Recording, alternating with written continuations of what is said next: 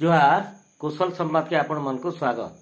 आज चैत्र शुक्ल पक्ष प्रतिपदा दिने प्रतिवर्ष भली आम सहेला माँ गौरी देवी पीठरे चैत्र बासंतिक नवदिनात्मक दुर्गा पूजा आरंभ हो जाइए।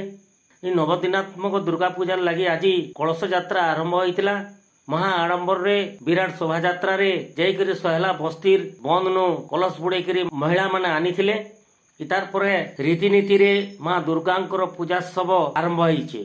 ये अवसर रे हिंदू नववर्ष आरंभ होइतिबा बेलके आज संध्या रे सामूहिक दीपदान कार्यक्रम रहितला। इथिरे शह शह श्रद्धालु आसिकरी हिंदू नववर्ष के स्वागत जणेकरी दीप जणेकरी समस्तंकर शुभ मनासीथिले। ई बासंतिक नवरात्र दुर्गा पूजा 9 दिन धरिकरी हवा। प्रतिदिन राति रे विभिन्न सांस्कृतिक कार्यक्रम तथा कीर्तन धारा पारायण आउ संबलपुरी नाटक दर्शक मानकर लगी मनोरंजन कार्यक्रम रही। आसुन देखमा पूरा रिपोर्ट। एंता भल भल वीडियो देखबार लगी आमर कौशल संवाद चैनल के सब्सक्राइब करूँ, लाइक करूँ और कमेंट करूँ।